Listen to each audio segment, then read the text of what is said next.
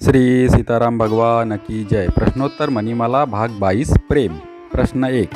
जीव का तो भगवान में आकर्षण प्रेम है, पर भगवान का जीव में आकर्षण कैसे है? उत्तर। आकर्षण तो भगवान और जीव दोनों में है, पर भूल जीव में है, भगवान में नहीं। जैसे बच्चे को माँ का प्रेम नहीं दिखता, ऐसे ही संसार में आकर्षण होने के कारण मनुष्य को भगवान का प्रेम यानी आकर्षण नहीं दिखता। यदि भगवान का प्रेम दिखे यानी पहचान में आए तो उसका संसार में आकर्षण हो ही नहीं सकता।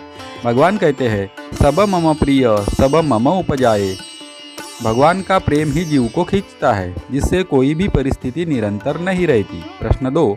क्या परम प्रेम की प्राप्ति से पहले मुक्त होना आवश्यक है? उत्तर। ज्ञान मार्ग में मुक्ति के बाद प्रेम प्राप्त होता है और भक्ति मार्ग में प्रेम प्राप्ति के बाद मुक्ति होती है।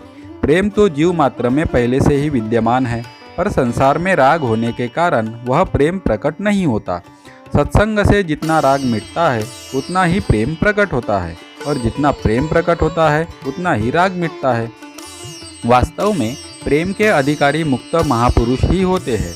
मुक्ति से पहले भी प्रेम हो सकता है, पर वह असली नहीं होता। हाँ, साधक के लिए वह बहुत सहायक होता है। असली प्रेम मुक्ति के बाद ही होता है। मुक्ति से पहले मैं भगवान का हूँ ऐसी मान्यता रहती है, पर मुक्ति के बाद मान्यता नहीं रहती, प्रत्युत अनुभव होता है। प्रश्न 3। भगवान ने प्रेम लीला के लिए स्त्री पुरुष यानी राधा कृष्ण का रूप क्यों धारण किया? दो मित्रों में भी तो प्रेम हो सकता है। उत्तर। संसार में सबसे अधिक आकर्षण स्त्री पुरुष के बीच ही होता है, इसीलिए आकर्षण तो स्त्री पुरुष की तरह हो, पर अपनी सुख बुद्धि किंचिन मात्र भी न हो। यह बात संसारी लोगों को समझाने के लिए ही भगवान ने राधा कृष्ण का रूप धारण किया। जिसकी दृष्टि में स्त्री पुरुष का भेद हो, वह राधा कृष्ण की प्रेम लीला को नहीं समझ सकता। इसको ठीक समझने के लिए साधक को चाहिए कि वह स्त्री पुरुष का भाव न रखे।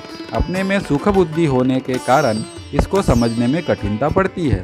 जिसके भीतर किंचिन मात्र भी अपने सुख की आसक्ति है, वह प्रेम तत्व को नहीं समझ सकता।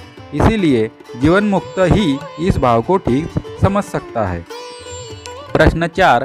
क्या श्री जी की रागात्मिका भक्ति जीव को प्राप्त हो सकती है? उत्तर। हाँ, हो सकती है, कारण कि भगवान ने श्री जी को भी अपने में से ही प्रकट किया है और जीवों को भी। अतः श्री जी और जीव में कोई अंतर नहीं है।